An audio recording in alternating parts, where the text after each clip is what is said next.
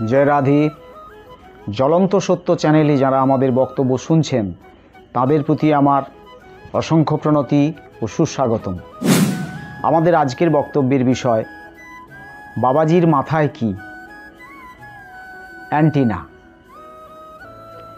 আমাদের আজকের বক্তব্যের বিষয় শোনার পর স্বাভাবিক কারণেই প্রতিটি মানুষেরই মনে একটু অন্যরকম ধারণা হবে যে বাবাজির মাথায় কি অ্যান্টিনা।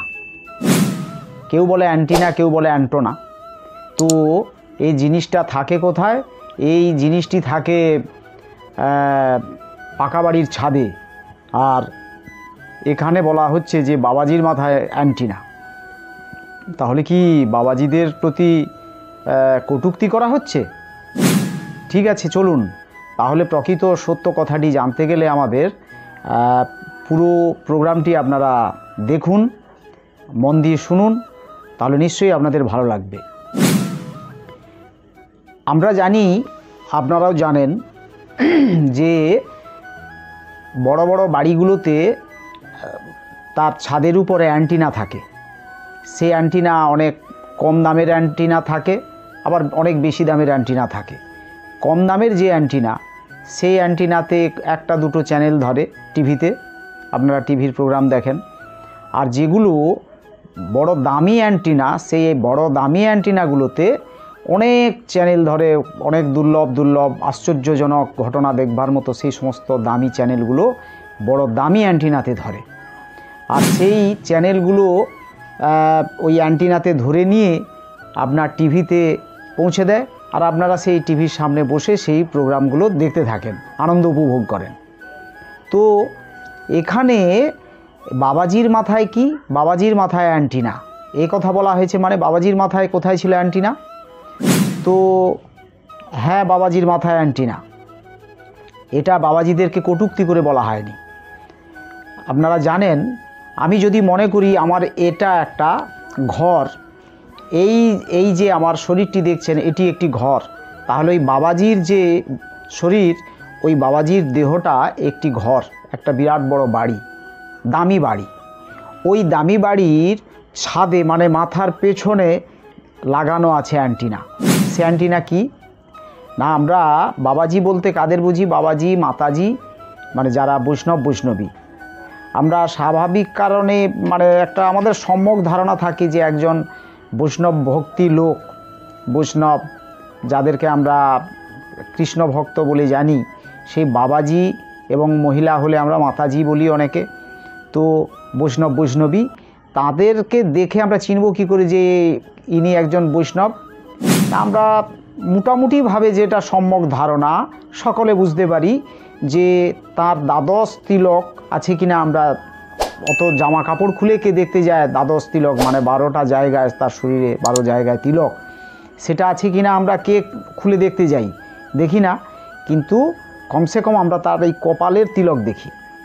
কপালে তিলক আছে, আর গলায় নামের মালা, নামের মালা ঝুলছে, বা হাতে নামের মালা ঝুলছে। এটা যদি নাও দেখা যায়, কমসে কম তার গলায় মালাটা থাকবে, এই গলায় মালা পরা থাকবে। আর কি থাকবে না, তার মধ্যে এই যে বৈষ্ণব হলে, বাবাজি হলে তার মাথার পেছনে শিখা থাকবে। ভালো কথায় বলা হয় শিখা, কেউ বলে টিকি, আবার কেউ বলে চৈতন। এই জিনিসটিকে বলা হচ্ছে অ্যান্টিনা। কেন বলা হচ্ছে এই জিনিসটিকে অ্যান্টিনা? না, আপনারা জানেন যে টিভি চ্যানেলে যে বড় ডিশ অ্যান্টিনা, দামি অ্যান্টিনাগুলোতে আপনারা অত প্রচার সব প্রোগ্রাম দেখেন যে পৃথিবীর আশ্চর্য দুর্লভ জিনিসগুলো, যেগুলো আমরা আমার ঘরের কাছে আমরা যেগুলো দেখি না, ভাবতে পারি না, আশ্চর্যজনক জিনিস, অজানা সেই সমস্ত জিনিসগুলো আমরা ওতে দেখতে পাই। তেমনি এই বাবাজিদের যে অ্যান্টিনা, মানে এই যে শিখা বা চৈতন, এই জিনিসটি যে আছে, এক দামি অ্যান্টিনা। এই অ্যান্টিনাতে আবার যে সমস্ত চ্যানেল ধরা পড়ে, সেই চ্যানেলগুলো এই যে আপনার বাড়ির যে বড় ডিশ অ্যান্টিনা, দামি অ্যান্টিনাগুলো, এই অ্যান্টিনাতে সেই সব চ্যানেল ধরা পড়ে না। এই যে অ্যান্টিনা, একে এই একটা নাম হয়েছে যে চৈতন, অনেকে বলেন চৈতন। তো বাবাজির চৈতন, আমার একটা গান আছে, চৈতন রেখে কি হবে গোসাই চৈতন্য না হলে? ব্রজের নন্দন পাওয়া কি যায় সংকীর্তনে গেলে? কি হবে গোসাই চৈতন রেখে কি হবে গোসাই চৈতন্য না হলে? তো এ কথার অর্থ কি না তুমি চৈতন রেখেছ অথচ তোমার চৈতন্য হলো না। হ্যাঁ, এ মানুষের সংখ্যা খুবই কম, যে আমরা দেখছি বৈষ্ণব সেজে আছে, তার মাথায় শিখা আছে, চৈতন রেখেছে, মালা পরছে, তিলক কাটছে, কিন্তু সে সম্পূর্ণভাবে পরিচ্ছন্ন পর্যায়ের একজন তিনি কৃষ্ণ ভক্ত নন। তা সেই ক্ষেত্রে এই কথাটি মানায়। তো এই বাবাজিদের সংখ্যা খুবই কম।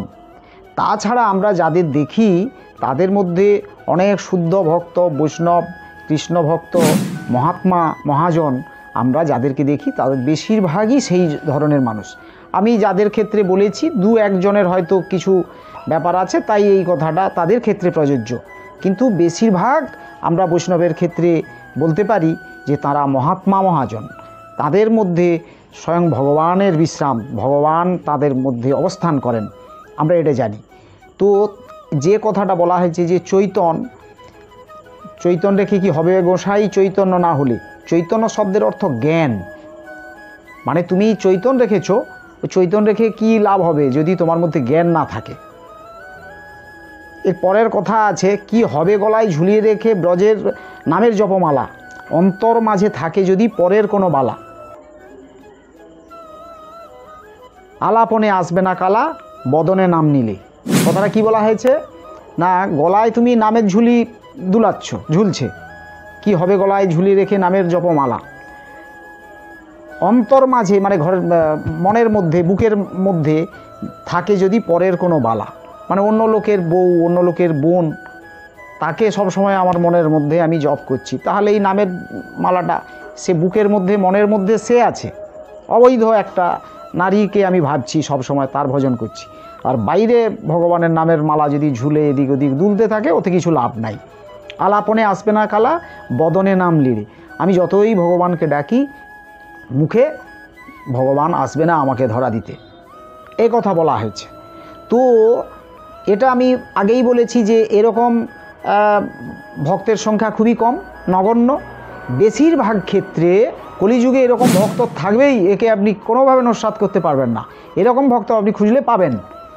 কিন্তু বেশিরভাগ আমরা যাদেরকে দেখি তারা বৈষ্ণব, তারা শুদ্ধ ভক্ত, শুদ্ধ কৃষ্ণ ভক্ত, মহাত্মা, মহাজন। আমরা তাদের চরণে আমাদের শ্রদ্ধা জানাই, আমরা আমার হাজার কোটি দণ্ডবত আমি তাদের কাছে, তাদের চরণে জানাই। তো এই ক্ষেত্রে, এই চৈতন্যের ক্ষেত্রে বলা হয়েছে যে চৈতন্য রেখে কি হবে গোসাই চৈতন্য না হলে। চৈতন্য মানে জ্ঞান। কি জ্ঞান? ভগবান শ্রীকৃষ্ণ মহাপ্রভু রূপ নিয়ে এসেছিলেন, সেই মহাপ্রভুকে বলা হয়েছে চৈতন্য মহাপ্রভু। আবার কেউ বলেন শ্রীকৃষ্ণ চৈতন্য। এই যে শ্রীকৃষ্ণ চৈতন্য, তো এই শ্রীকৃষ্ণ চৈতন্য এর দুটো অর্থ, মানে তিনি আগের যুগে দাপরে শ্রীকৃষ্ণ ছিলেন, কলিতে এসে পরের যুগে তিনি আবার চৈতন্য হলেন, তাই তিনি শ্রীকৃষ্ণ চৈতন্য। আবার আর একটা তত্ত্ব, এর আরেকটা অর্থ করা যায় যে তার মধ্যে শ্রীকৃষ্ণ চৈতন্য, তিনি শ্রীকৃষ্ণ চৈতন্য কেন না, শ্রীকৃষ্ণ, ভগবান শ্রীকৃষ্ণ তিনি কেমন, তার চালচলন কেমন, তার গতি প্রকৃতি কেমন, ভগবান শ্রীকৃষ্ণ তিনি কি ভালোবাসেন, তিনি কেমন চলেন, তা কেমন ধরনের সাধন ভজন করলে ভগবান শ্রীকৃষ্ণকে পাওয়া যায়, এই চেতনা, এই জ্ঞান চৈতন্য মহাপ্রভুর মধ্যে ছিল, তাই তিনি শ্রীকৃষ্ণ চৈতন্য। তো তাহলে চৈতন্য মহাপ্রভুর ক্ষেত্রে শ্রীকৃষ্ণ চৈতন্য বলা হয়েছে যে এই ভগবান শ্রীকৃষ্ণকে কিভাবে পাওয়া যায়, তার চালচলন কেমন, তার রুচি, তার চিন্তাভাবনা কেমন, তার আদর্শ কেমন, এই যে চিন্তাভাবনা, এই বিষয়ে মহাপ্রভুর জ্ঞান হয়েছিল। এই মহাপ্রভুর এই কৃষ্ণকে পাওয়ার মতন সাধন ভজন কেমন হতে হবে, এই বিষয়ে তার জ্ঞানের উন্মেষ ঘটেছিল, বিকাশ হয়েছিল তার মনের মধ্যে, তাই তিনি শ্রীকৃষ্ণ চৈতন্য।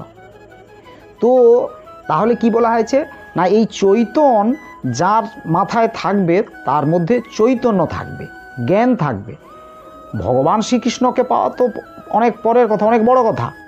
এমনি ছোটোখাটো ক্ষেত্রেই সমাজে চলতে গেলে কেমন একজন ভালো মানুষের কেমন চলা উচিত, সেই চিন্তাভাবনাটা অবশ্যই তার প্রাথমিক লেভেলে এটা থাকবেই, থাকতে বাধ্য। চৈতন্য রেখে কী হবে গোসাই? চৈতন্য না হলে, যারা চৈতন্য রেখেছেন তাদের চৈতন্য হয়েছে। আর এই শ্রীকৃষ্ণ চৈতন্য, ভগবান তত্ত্ব সম্পর্কে যাদের জ্ঞানের উন্মেষ ঘটেছে, তার মনের মধ্যে তার বিকাশ হয়েছে, তাহলে সেই লোকের ক্ষেত্রে আমরা কি দেখি না, ওই যে বলা হয়েছে এটি, ওই চৈতন্যকে বলা হয়েছে যে এটি অ্যান্টিনা, টিভির অ্যান্টিনা।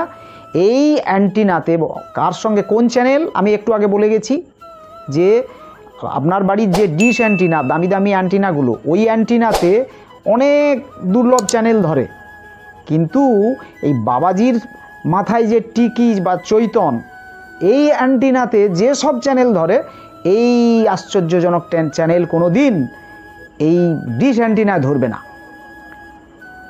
আর ওই চ্যানেলে কার সঙ্গে না, ওই চ্যানেল, ওই ডিশ ওই যে আপনার দামি অ্যান্টিনা, বাবাজির মাথায় যে অ্যান্টিনা আছে, এই অ্যান্টিনা মানে পরমাত্মার সঙ্গে আপনার আত্মার মিলন ঘটিয়ে দেয়।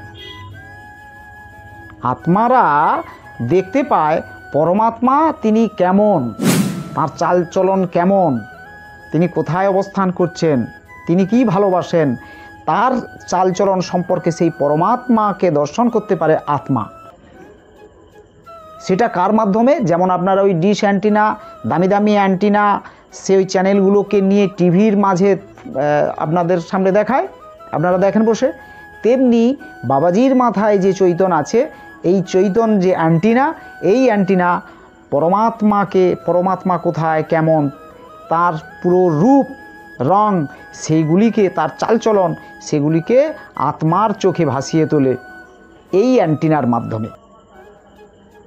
তো তাই আমরা প্রথমেই আমাদের কথাটা শুনলে আপনার খুব স্বাভাবিকভাবেই ধারণা হবেই যে বাবাজির মাথায় অ্যান্টিনা, তার মানে বাবাজিদের কটূক্তি করা হচ্ছে না।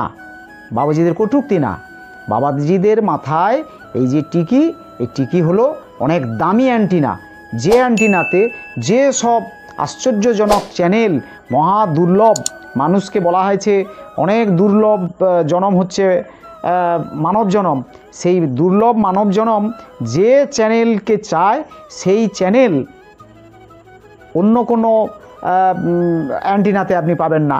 এই অ্যান্টিনার মাধ্যমে সেই চ্যানেলগুলিকে আপনি দেখতে পাবেন, আর সেখানে আত্মা পরমাত্মার সঙ্গে আপনার যোগাযোগ হয়ে যাবে। আত্মা ঘরে বসে পরমাত্মাকে তিনি দেখতে পাবেন।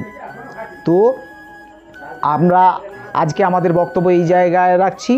আগামী দিনে আবার আপনারা আমাদের পরবর্তী ভিডিও আপনারা লক্ষ্য করুন, আমাদের পরবর্তী ভিডিওতে আমাদের বক্তব্য শুনুন, নিশ্চয়ই আপনাদের ভালো লাগবে আশা করি।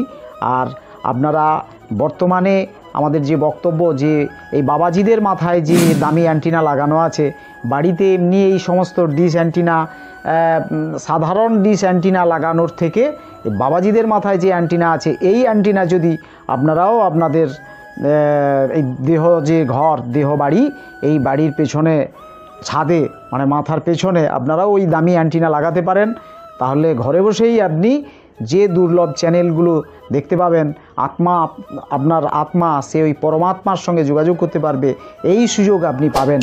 তাহলে আপনারা সেভাবে নিজেকে তৈরি করুন, আর আগামী দিনে আমাদের নতুন ভিডিওর জন্য অপেক্ষা করুন। হরে কৃষ্ণ, জয় নিতাই, জয় রাধেশ্যাম।